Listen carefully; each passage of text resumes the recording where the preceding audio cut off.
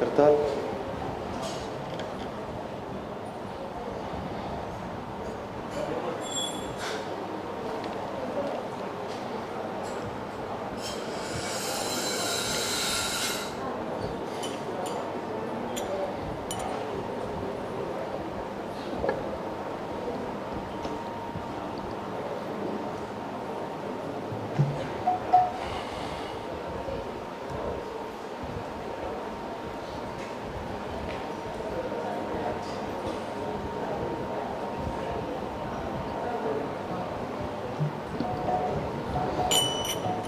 जय राधा माधव कुंज बिहारी।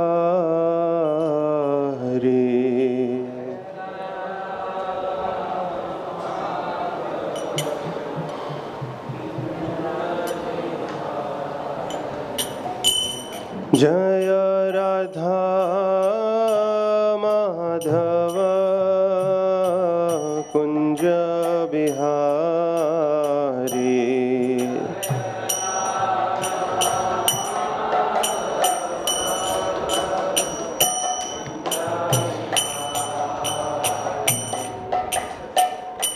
गोपी जन वल्लभ गिरिवरधारी।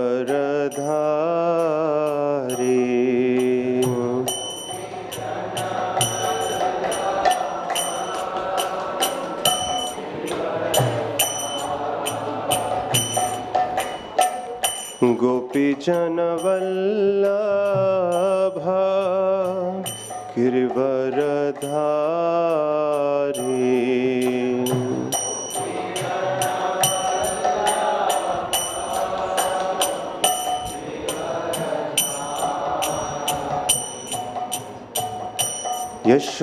यशोदनंदन ब्रज जन रंजना।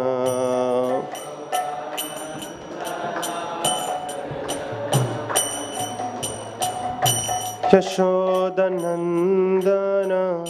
ब्रज जन रंजना।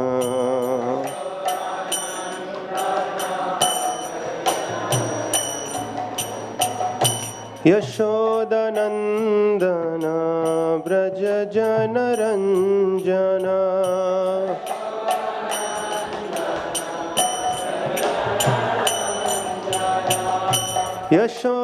यशोदनंदन ब्रज जन रंजना।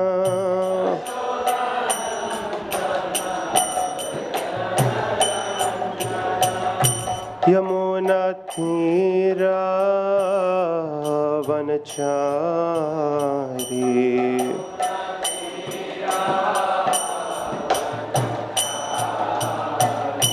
यमुना तीरा वनचारी।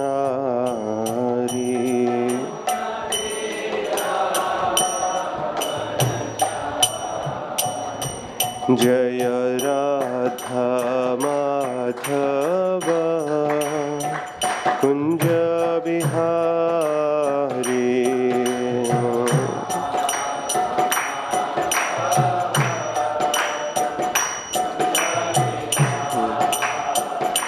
जय राधा माधव कुंज बिहारी।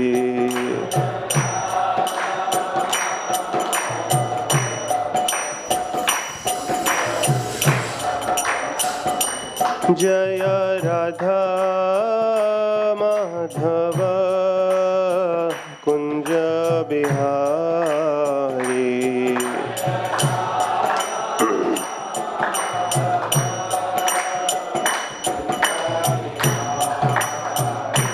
जय गोपी जन वल्लभ गिरिवरधारी।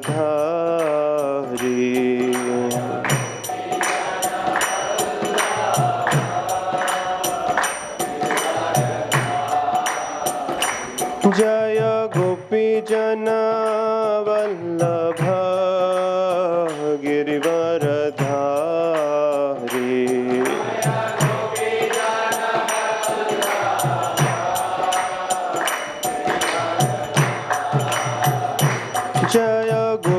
जन वल्लभ गिरिवरधारी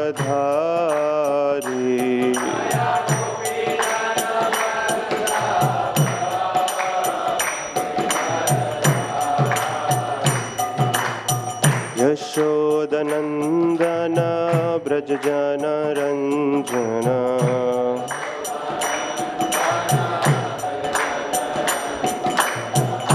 यशोदनंदन ब्रज जन रंजन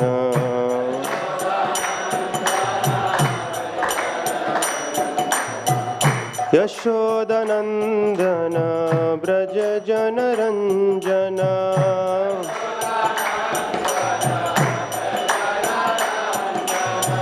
यशोदानंदन ब्रज जन रंजन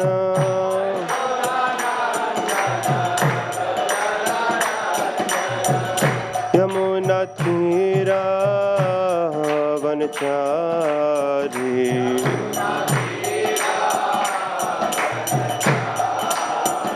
यमुना तीरा वनचारी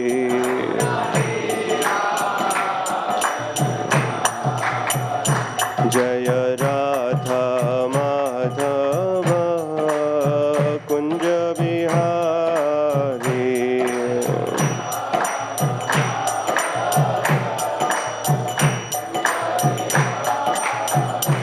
जय राधा माधव कुंज बिहारी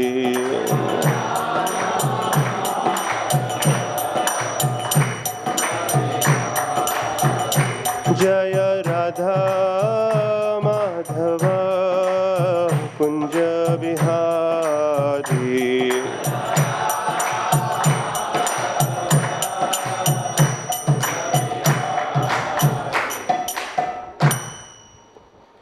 जय Om Vishnupada Paramahamsa Parivrajakacharya Ashtottarashata Shri Shrimad His Divine Grace A C Bhakti Vedanta Swami Maharaj Srila Prabhupada की जय।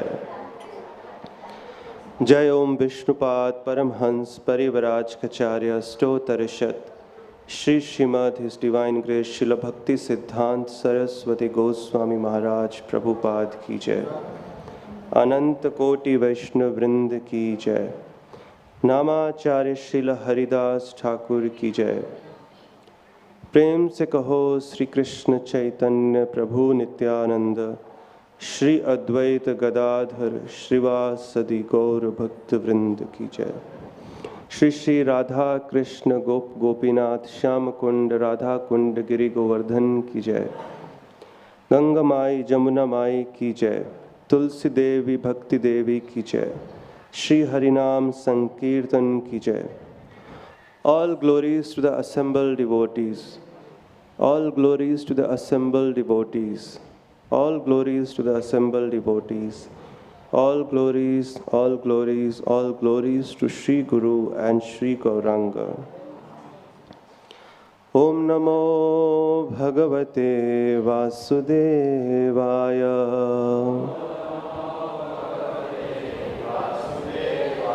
Om Namo Bhagavate Vasudevaya.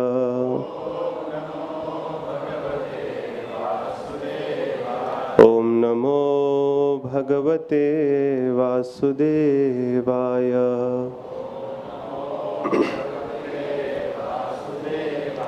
Narayanam Namaskritya Naram Chaiva Narottamam Devim Saraswatim Vyasam Tato Jayamudirayet Nashtaprayeshu Abhadreshu Nityam Bhagavat Sevaya Bhagavati Uttama Shloke Bhaktir Bhavati Nashtiki Krishnaya Vasudevaya Devaki Nandanaya Cha Nanda Gopakumaraya Govindaya Namo Namaha. Srimad Bhagavatam, Canto 1, Chapter 11, Text number 4 and 5. Tatropanita balayo Raver Deepam Ivadritaha Atma Ramam Purnakamam Nijalabhena Nityada Tatropanita balayo Raver Deepam Ivadritaha Atma Ramam Purnakamam Nijalabhena Nityada Tatropanita balayo Raver Deepam Ivadritaha Atma Ramam Purnakamam Nijalabhena Nityada.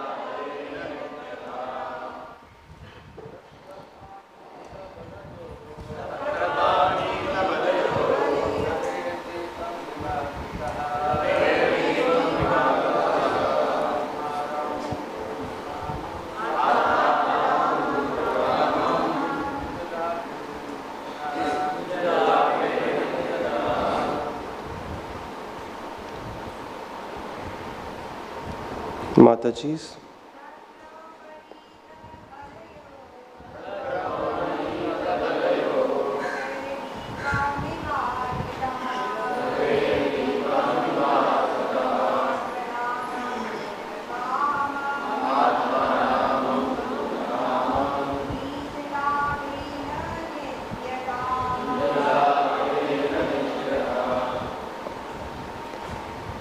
Text 5. Priti utfulla mukha prochur harsha gadgadaya gira pitaram sarva supridam avitaram ivarbhakaha. So translation and purport by Srila Prabhupada. The citizens arrived before the Lord with their respective presentations, offering them to the fully satisfied and self-sufficient one, who by his own potency incessantly supplies others. These presentations were like the offering of a lamp to the sun, yet the citizens began to speak in ecstatic language to receive the Lord, just as wards welcome their guardian and father. Purport. The Supreme Lord Krishna is described herein as Atma Ram. He is self-sufficient, and there is no need for him to seek happiness from anything beyond himself. He is self-sufficient because his very transcendental existence is total bliss. He is eternally existent. He is all cognizant and all blissful. Therefore, any presentation, however valuable it may be, is not needed by him. But still, because he is the well-wisher for one and all, he accepts from everyone everything that is offered to him in pure devotional service. It is not that he is in want for such things, because the things are themselves generated from his energy. The comparison is made herein that making offerings to the Lord is something like offering a lamp in the worship of the sun god. Anything fiery and illuminating is but an emanation of the energy of the sun, And yet to worship the sun god, it is necessary to offer him a lamp. In the worship of the sun, there is some sort of demand made by the worshipper. But in the case of devotional service to the Lord, there is no question of demand from either side. It is all a sign of pure love and affection between the Lord and the devotee. The Lord is the Supreme Father of all living beings. And therefore, those who are conscious of this vital relation with the Lord can make filial demands from the Father, and the Father is pleased to supply the demands of such obedient sons without bargaining. The Lord is just like the desired tree, and from him everyone can have everything by the causeless mercy of the Lord. As the Supreme Father, the Lord, however, does not supply to a pure devotee what is considered to be a barrier to the discharge of devotional service. Those who are engaged in the devotional service of the Lord can rise to the position of unalloyed devotional service by his transcendental attraction.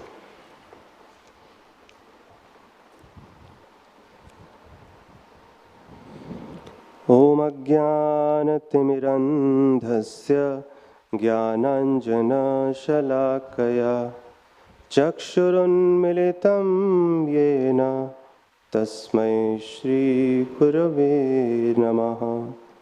Shri Chaitanya Manobhishtam Sthapitam Yena Bhutale Swayam Rupah Kada Mahiyam Dadati Swapadantikam.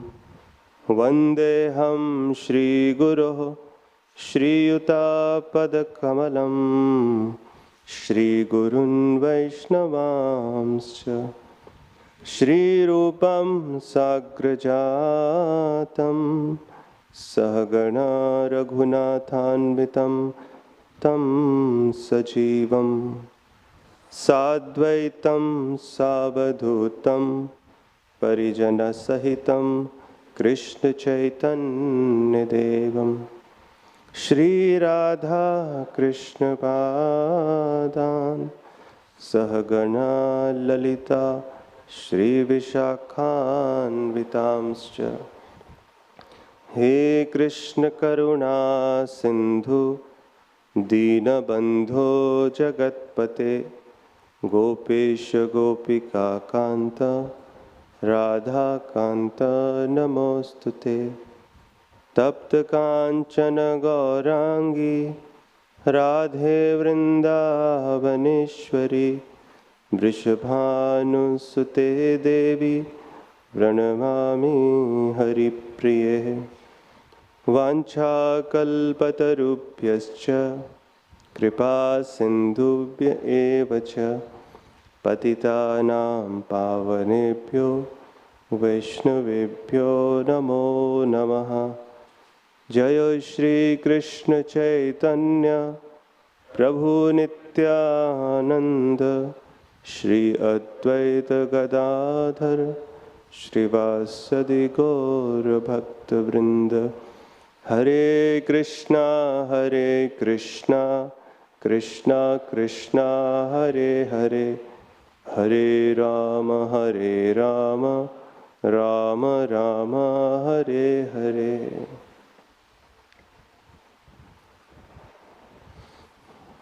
Hare Krishna.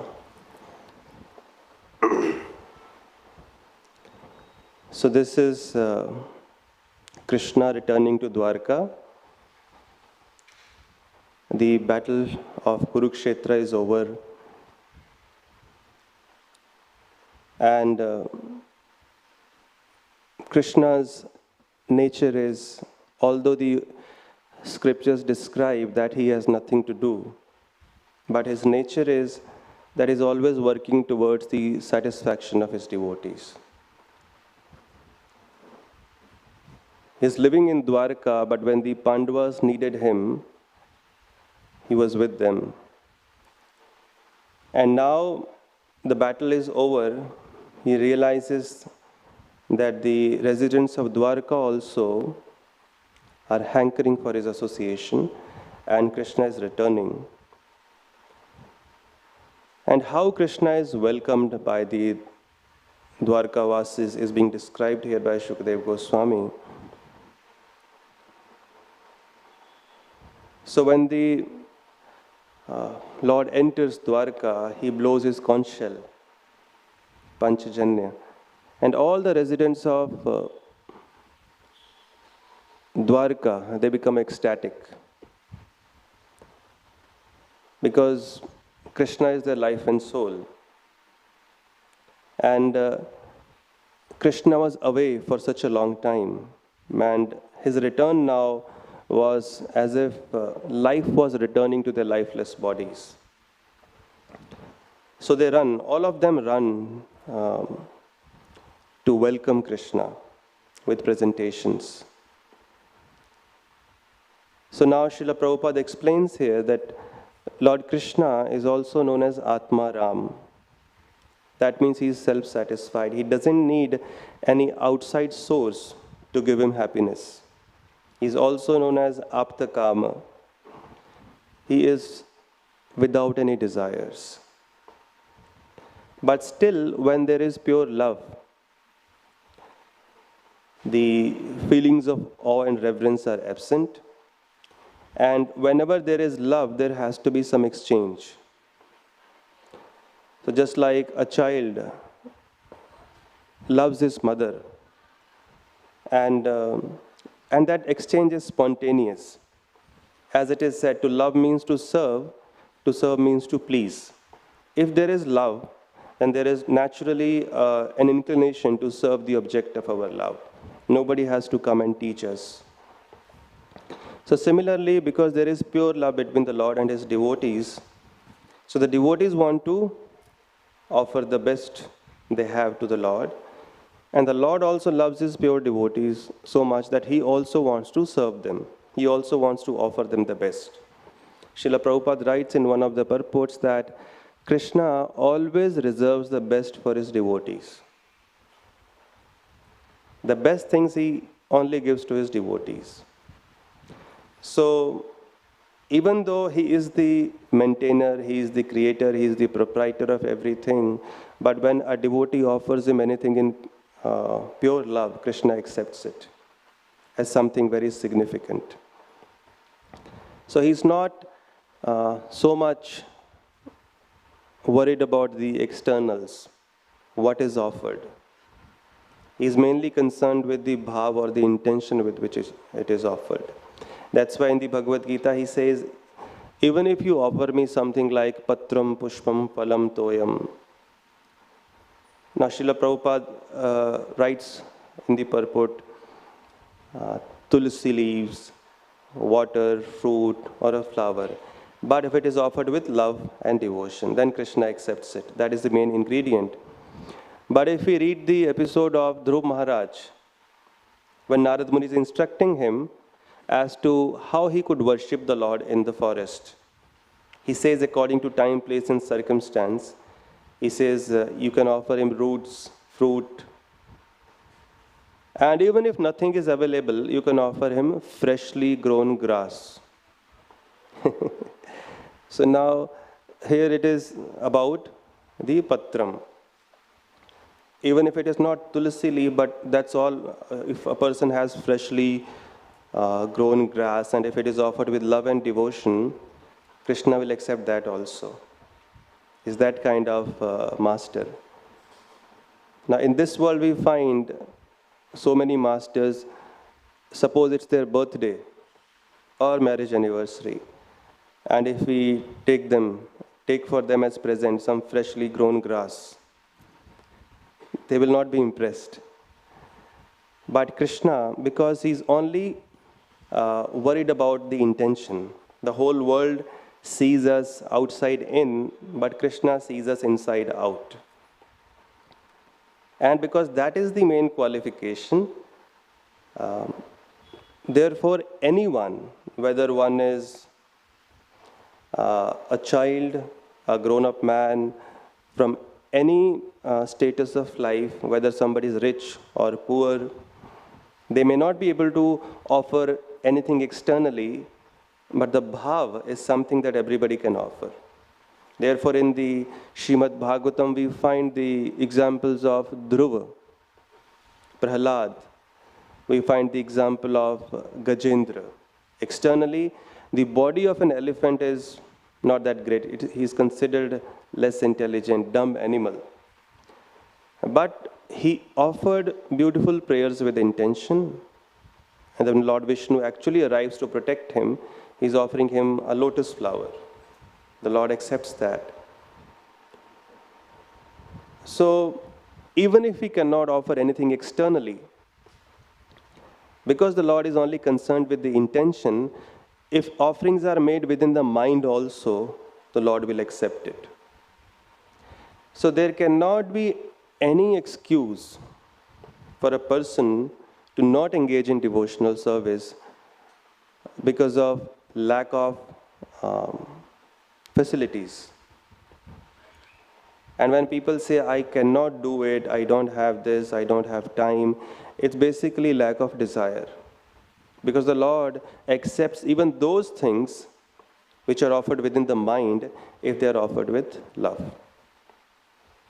There's a beautiful story in the Nectar of Devotion, Srila Prabhupada gives reference. There was a Brahmana who wanted to offer some sweet rice one day to Krishna. But he had no means, poor. But he knew this secret. At least let me offer within the mind. So he collected the best of ingredients, the best quality rice, milk, sugar, some camphor, and he started cooking. So when the sweet rice is cooked, generally it is best when served cold or at least at a relatively lower temperature. So he wanted to check whether it's still hot or it is offerable at the moment. So he put his finger inside the sweet rice and it got burnt because it was hot. And when suddenly he came out of his meditation, he saw his finger was actually burnt. And meanwhile, Lord Vishnu, sitting with Mother Lakshmi, started laughing. And Mother Lakshmi asked him, why are you laughing? He said, look at that Brahmana. He's trying to offer me some sweet rice, but he burnt his finger. And it is explained at that very moment the Lord sent a celestial plane from Vaikuntha to bring that Brahmana back. Similar incident we find in Lord Chaitanya Mahaprabhu's Leela. There was a devotee of the name Narsimhananda Brahmachari. So he would always serve the Lord in his meditation. And when he would sit in his meditation, whatever he would offer, it would materialize in front of the Lord. The Lord would actually come to accept his offering. Once when Lord Chaitanya Mahaprabhu wanted to go to Vrindavan, so he started making a very, very special road on which Lord Chaitanya would walk. So in his meditation, he's planting the best of trees. He was constructing beautiful gardens, trees laden with fruit, and the pathway was just bedecked with jewels. And when Lord Chaitanya was actually walking, he could see all this manifesting in front of him. So, never an excuse. Sometimes people give an excuse that, oh, I am going through this, I don't have the means, or I am traveling, so I cannot offer any service to the Lord. But the Lord has made it very simple. Because He is Bhavagrahi, so the bhav is something that matters. No matter where we are in the world, we can always offer something to the Lord. And the Lord accepts it. Not just the Lord, but other personalities also. But there is a story of a devotee named Chandidas. Now Chandidas, as the name suggests, he was a great devotee of goddess Kali. And he had his younger brother, who was a devotee of Krishna. And he used to worship a Shaligram Shila. So one day, this Chandidas, he was maintaining a beautiful garden, and beautiful flowers would grow every morning. He would pick those flowers and offer it to Goddess Kali. And his younger brother would always wonder, why can't I offer such beautiful flowers to my deity, my Lord? But his elder brother wouldn't give it, because he was it's only for my Goddess Kali. So one fine day, this younger brother of Chandidas, he said, all right, if he's not giving me these flowers to offer, at least in my mind, let me offer all the flowers that have blossomed today to my Shaligram. And he did that. And that morning, when Chandidas picked the flowers and he offered it to Goddess Kali, she actually gave him darshan. She appeared right at that moment. And she said, I'm so pleased with you. Ask for a benediction.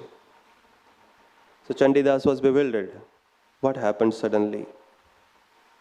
Because for all these years I have been worshipping you. Today suddenly what happened that you are so pleased?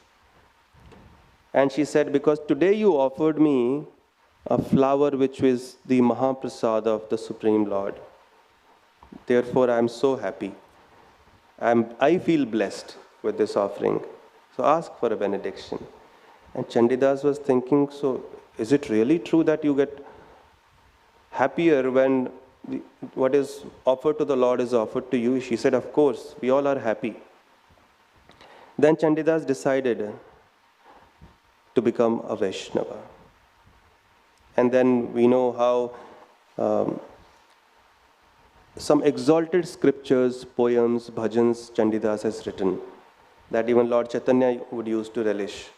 But all this started because somebody could not physically make an offering to the Lord, but within his mind he could see something special and he offered it within his mind. And the Lord accepted it. The Lord really accepts. So here also, Srila Prabhupada is writing, Krishna is not in need. But still, when we offer, he accepts. So we offer service to Krishna not because he needs it, but because we need it. Whenever an offering is made to a great personality, we are the ones who benefit. We are the ones who get blessed. He's Atmaram, Aptakam, free from any desires, because he has unlimited energies, and just by his desire, all his energies, they get into action, and everything manifests. Just by his desire, he creates this whole material creation, and just by his desire, everything is just finished. So, when he is engaged in various leelas with his devotees, it is simply an exchange of love. It should not be seen as some material attachment like any other ordinary human being. In Vrindavan, there is a nice story where Krishna himself substantiates this point which is being made in this purport. So the gopis, they were carrying their milk products. They wanted to go to the other side of the Jamuna.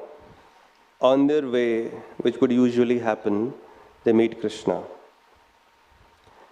And there was nothing, no boatman. So they requested Krishna, can you help us cross this river? Krishna said, oh, that's very simple. So Dinabandhu Prabhu tells this story. He said, you go to Jamuna and just tell her, if Krishna is a perfect brahmachari, then give us passage, allow us to cross. And the gopis were thinking, he's a liar. He's always having pastimes with us and spending so much time with us. How can this be? They just laughed, but then they went and said this to Jamuna, if Krishna is a perfect brahmachari, allow us to go. And immediately Jamuna just parted and gave passage. The gopis were amazed. But anyway, they didn't think much about it. They just crossed the river. They went to the other side. And there they came across the ashram of Durvasa Rishi. Durvasa means two things.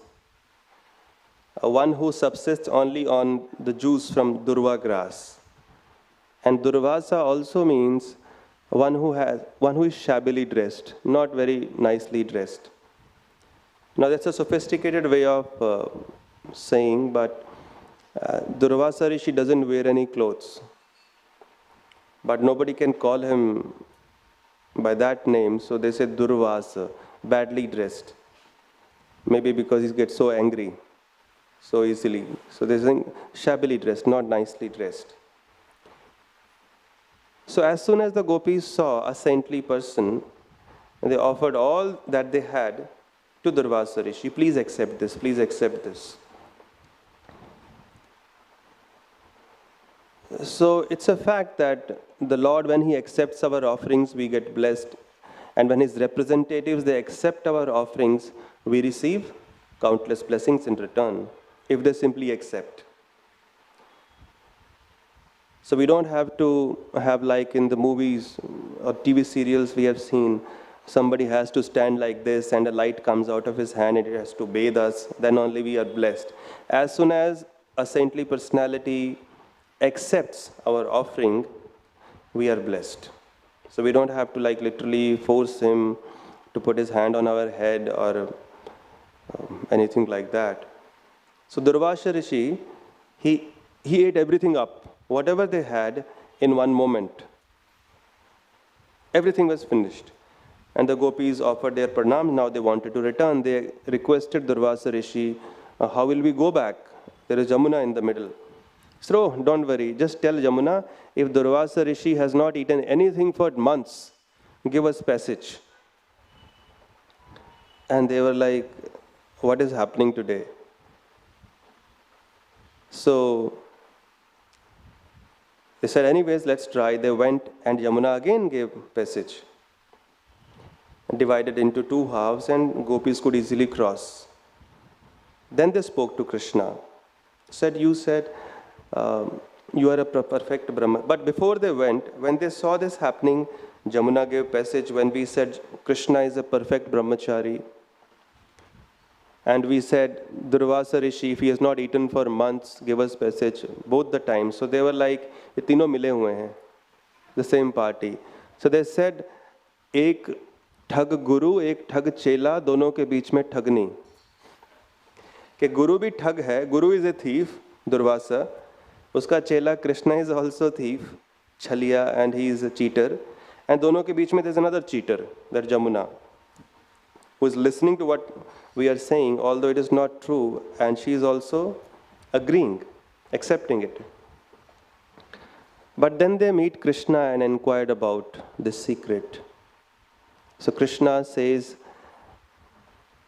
we are not lying. Neither is Durvasa lying, nor am I lying. The thing is, even though Durvasa Rishi, or even though I associate with you regularly, but I'm not attached. I'm not in need of that association. So attachment, detachment is an affair of the heart. So I associate with you just to reciprocate with your desires, just to fulfill your desire, just to reciprocate with your love. I am completely self-satisfied. I don't have to depend on any outside sources for my pleasure. But I reciprocate with love. Similarly, Durvasa Rishi is also right, or Yamuna is right when she gave passage. Because even though he has eaten, but he is not attached to that offering. So it is as good as not eating. So he's not eaten. Because ultimately everything is what's happening inside. So even if he had not offered, he was anyways living and subsisting on some durva grass. So therefore, I am still a perfect brahmachari, because even though I have to, but I am not attached. I am just simply reciprocating. And Durvasa, even though he has eaten, but he is not attached. He is also satisfied without that offering also. So he is therefore not eaten. The gopis wanted to associate with Krishna, therefore Krishna reciprocated. That's why the Ras Leela happens. Sometimes people find faults with Krishna, but it is simply a reciprocation of love. It's not that he wanted. He married 16,108 queens in Dwarka. Some people see it as a controversy, but none of the queens in Dwarka were proposed by Krishna. They wanted to marry. Out of 16,108, 16,100 queens were actually captives of a demon called Narakasur. And they were praying to Krishna constantly to come and save them. Krishna went, killed that demon, and thus he rescued them. But in those times, nobody else would accept them. They had stayed away from home for such a long time in the captivity of a demon. So they requested Krishna to give them shelter. And Krishna, being the Supreme Lord, also he was playing the part of Akshatriya. So anybody who seeks shelter must be protected. So Krishna married them. The other 8 queens also, Rukmini, Satyabhama, Nagnachitti, Mitravinda, Jambavati, all the 8 queens, they also at some point desired to marry Krishna. And Krishna is always very eager to fulfill the desires of his devotees. So this should fill us or fill our hearts with hope that no matter in what kind of reciprocation we want from Krishna, he is there to reciprocate. He is there to fulfill it. So that's a hope. If somebody wants to fight with Krishna, Krishna fulfills that desire also. Somebody wants to come close to him, he creates facilitates that also. Somebody wants to forget him, he facilitates that also. So ultimately, everything that is happening in the world is based on living entities' desire. And the Lord is simply reciprocating. Whatever situations we find ourselves in bhakti or out of bhakti, in Maya, out of Maya, in the material world or the spiritual world, everything ultimately boils down to the soul's desire. Whatever we desire, the Lord will facilitate. If it is a desire full of devotional sentiments, the Lord will personally fulfill that. And if it is a material desire, the Lord will fulfill it indirectly through his material energy. So everything is happening by his desire, his sanction. Everything belongs to him. But still, when a devotee takes a thing out of his creation and offers it to him, the Lord accepts it and considers it to be very, very, very significant. Because there is love. It's not the thing that is offered that matters, it is the intention with which it is offered. When Krishna went as a messenger of peace to Duryodhana, now Duryodhana also wanted to flatter him. He knew Krishna as some great personality. He didn't realize that Krishna is God because he had no devotion and no love. So he made the best of arrangements, golden vessels, and the best of arrangements he made. He was the king of the world at that time. So Krishna went to him and Krishna said, I cannot eat at your place. Duryodhana was insisting, you see, you go to everyone's house, went to Vidura's house, you should eat at my house also, why are you so partial? Krishna says, look, a person should eat in another person's house only because of 2 reasons. In the Mahabharata it is mentioned. Krishna says, if one is in distress, or if the host has some love for the guest. So now I am not in distress, and you don't have love, so therefore I cannot eat. This criteria is not fulfilled, therefore I cannot eat. So we have to offer, we have to make offerings because we need it. It's our need. We get blessed. And so many people try to offer, but then there are so many, especially in India, they try to make offerings, but most of the times it's Srila Prabhupada who clarified, who gave us the essence. But many a times, even those who are worshipping Krishna, although his worship is the highest, but they're doing so with some expectation in mind. That's why we have the system of something called mannat. My dear Lord, if my wish gets fulfilled, I'll offer you this. Now that's not devotion, that's business. That means if it is not fulfilled, the person will not offer. So this is not exactly on a material platform because they are approaching the Supreme Lord Krishna, but still it is not pure. And Krishna only reciprocates with pure sentiments. And then Krishna acts as a servant.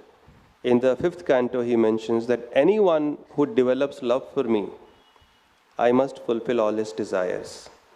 So we don't have to go to Krishna to ask for something. He anyways knows everything. In fact, we should try to do something to please him. In fact, the demons also knew this secret, that if we have to get something from someone, we must first do something to please that person. Therefore, they would go and perform tapasya, either to Lord Brahma, Lord Shiva, or other demigods, so that they are pleased with their tapasya. And when they were pleased, then they would ask, because they also understood that if the person is pleased, then the chances of getting what we want are greater. They would also not just go and straight away open their list. But this is happening in Kali Yuga, where people just go and ask. Rather than asking, we have to simply go and try to do something which will please Krishna. When he is pleased, as he has promised, automatically he will fulfill all the needs, all the desires. We don't have to ask separately, like a child. Here Srila Prabhupada mentions, although when there is pure love, because he is like our Supreme Father, Supreme Protector, in pure love we can even ask. When there is no pure love, initially we should try to do something to please him. But when that pure love really awakens, then there is no formality involved. And a devotee out of love asks, give me this, give me that. The Lord also asks, and the devotee also asks, which those who are not in pure love cannot understand. That's why Lord Brahma gets bewildered when he sees Krishna's loving dealings with his cowherd friends. He hears that the demon Aghasur has been killed, so he comes down to examine. He was thinking, I have heard that my Supreme Lord, worshipable Lord has appeared, but this child could kill the mighty demon Aghasur? So when he comes down, he was still doubtful whether this child could be that worshipable Lord. And when he comes down on his swan carrier, he sees something and all his forehead starts spinning. He sees Krishna is sitting on the banks of Jamuna, surrounded by his cowherd boys. That day Balaram was not around. Every time when Krishna went to the forest to herd cows without Balaram, there was some problem. That day he went without Balaram, so Brahma Vimohan Leela happened. His cowherd boys and cows were stolen. Another day he didn't go, so Kaliya thing happened. So Lord Brahma sees this little boy whom he had come to test, sitting in the middle, and all the cowherd boys, they would bring their lunch boxes, and they had so much love. But this is pure love, that they want to offer the best. So before offering their food to Krishna, they would not eat it without first offering it to Krishna, but before offering, they would taste it. If it was nice, they would give it to Krishna. Krishna would eat that.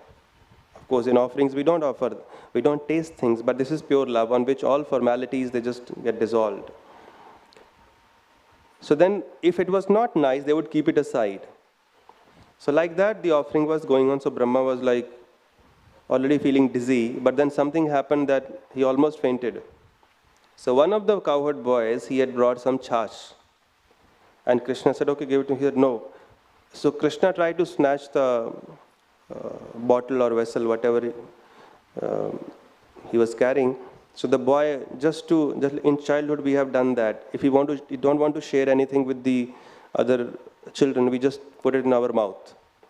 So the boy, he put the entire glass of chach into his mouth. And his mouth was like, now, because immediately he could not take the chach inside, it was just full.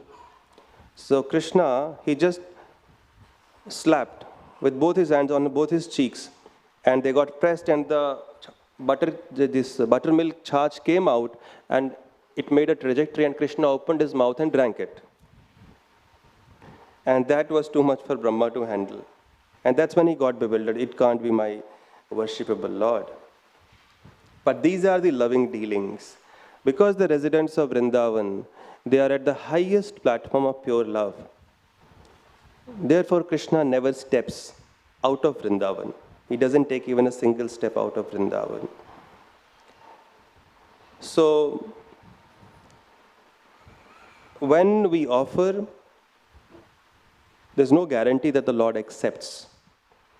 But one guarantee, Srila Prabhupada used to say whenever somebody would ask him, see, Krishna says in the Gita, if you offer me with love, I will accept it. So we may not see the Lord directly eating. We are not that elevated. We might not be that exalted. Like Raghunandan Thakur could see Krishna picking up the laddu and eating it. But that's where faith comes into picture. If the Lord says, if you offer me with love and devotion, I accept it. And Srila Prabhupada would simply repeat this point. Krishna says in the Gita that you offer me with love, I accept it. So therefore we offer, and we have faith that He is accepting it. And when the Lord accepts our offering, then we should consider our life to be a success. So many people, as I was mentioning earlier, they offer. But whether the Lord is accepting or not will depend on the intention. Because the Lord is tasting a bhava. If there is a material desire, it is like contaminated. He doesn't find that much pleasure. Only pure loving dealings, only pure love He accepts. In the 10th canto again, when Sudama comes to meet Krishna. Now what was he carrying? It was some dry, old poha, flat rice. He was so poor, his bones were visible. They hadn't had food for many days. The children were on the verge of dying. So his wife requested him, why don't you go to your friend Dwarkadhish and ask for something. Now she was not asking for her own self. She could not see Sudama. And Sudama did not want to go because he wanted, or he felt hungry, he should go to his friend Krishna. He wanted to go because he could not see his wife suffering like this. So both were thinking about each other's pleasure, each other's happiness. So this is also pure love. Even though he knew his friend is the king, but a pure devotee never asks anything from the Lord, but the Lord fulfills all his needs without being asked. He doesn't have to work. That's intelligence, Srila Prabhupada used to say. That we don't work much, but we are still eating, having a good life. This is Krishna consciousness. He used to say, we don't have to work hard to be happy. Krishna consciousness, God's service will make us happy. And happiness is something which everyone is running after, whether somebody is trying to earn money, fame, name. The goal is not these activities, the goal is happiness. So if happiness is the goal, the simple process of Krishna consciousness is enough, without much hard work. You just engage in the devotional service of Krishna, and he is the storehouse of pleasure, and everything is taken care of. So Sudama, they did not even have a single grain. And since he's going to meet the king, so he wanted to carry something. The wife went into the neighborhood. She collected something, and what food people give to the beggars. The worst quality poha was given, and that's all they had. And it was tied in a piece of cloth which was also dirty. And Sudama carried it. Now, from Dwarka, where Krishna was staying, to Porbandar, it's a distance of almost 70 to 80 kilometers. And they had to walk. So, already the poha was quite bad. And then 10 days, maybe 8 to 10 days they walked. And now you can imagine the quality of that poha.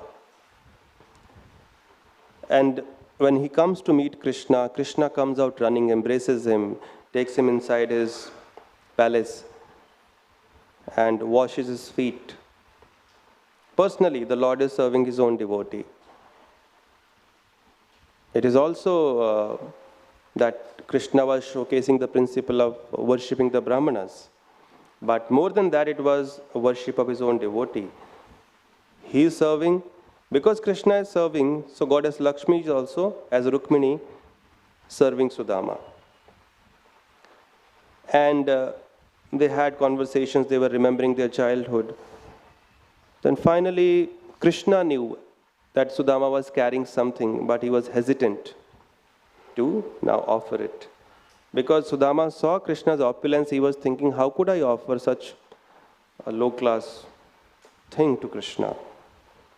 But Krishna asked whether he was carrying something. Sudama didn't say anything. So Krishna just, because he knows where everything is hidden, he just snatched it from Sudama, opened it. He said, oh, you are carrying such opulent food. He took one morsel. And Sudama was shocked. How was Krishna eating this? And with so much relish, Krishna says, this is the best food I have eaten. And then he was about to take another morsel. But Mother Rukmini stopped him. Now Rukmini ji stopped, not because she was feeling, kya Krishna itna ganda kha rahe hain, what is this?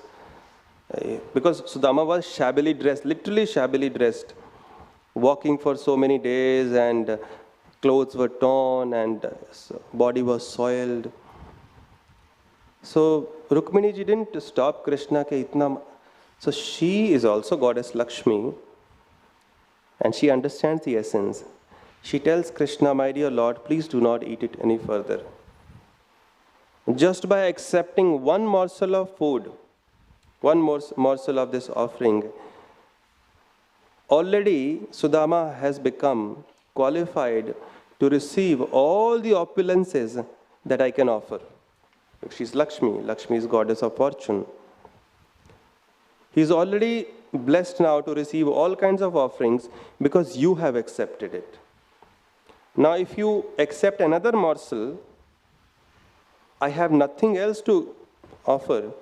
So I will personally have to go and live in his house as his maid servant. So please don't accept any further. So therefore Krishna, because he is the servant of his devotees, so he accepted her sentiments also. And we know when Sudama went, everything was just so grand. His little hut had disappeared. When he reached, he could not recognize his whole house because everything was changed. There was a huge palace, there were so many servants, they were running around. When Sudama arrived, they were out there to welcome him. And Sudama, first of all, he was thinking, what is happening? So everybody, and he saw his own appearance changed. And now he was wearing the best of royal garments. So his wife came forward. And somehow everything had changed, even Sudama's appearance, but his wife's appearance had not changed till now. Why? Because if her appearance had also changed, she was looking like a princess, Sudama wouldn't have been able to recognize his own wife. So as soon as they recognized each other, immediately his wife also changed into like a beautiful princess. She was bedecked with the costliest of jewelry, costliest of garments. And then they lived their entire life in gratitude that our Krishna is so kind. So even Srila Prabhupada mentions the Lord does not give his pure devotees that can distract them from his service. But when he sees that the devotee is qualified enough and would not get deviated or complacent, the Lord is more than happy to offer all the opulences. He offered to Sudama because Sudama remained grateful. So even though we receive all the opulences from Krishna, whatever we have, whether we are devotees or non-devotees, it is only by the grace of Krishna. All we have to do is simply acknowledge and be grateful. And that will keep us humble. He gave it to Dhruva Maharaj. Dhruva Maharaj was given the material opulence and also the opulence of the spiritual world as well. So the Lord is known as Ajita. Ajita means one who cannot be conquered. But the same Lord gets conquered with love. He showcases the principle that what love can achieve, nothing else can achieve that. Even I get conquered. When there is an offering of love, even though everything is mine, but when you offer it with love, I accept it. Just like Surya accepts the worship, even though fire is emanating from his energy, fire and light. Ganga is so great, we can't offer anything, so we take water from the Ganga to worship the same Mother Ganga. Similarly, everything is Krishna's. Everything, whether we recognize it or not, everything belongs to Krishna. So we cannot really offer anything to Krishna, and we cannot really feel proud to offer anything, because everything is already his. But when there is pure love and we take a thing out of his own creation and offer it to him, he is happy and he blesses us. And when he blesses us, our good fortune is created. So we can only hope that whatever we offer, whether it's our chanting, hearing, or we offer chappan bhog or whatever, it is offered with pure intention and pure love. And that means to only please him without any expectation in return. And that's what satisfies his heart. Thank you very much. Hare Krishna. Srila Prabhupada ki jai. Srimad Bhagavatam ki jai.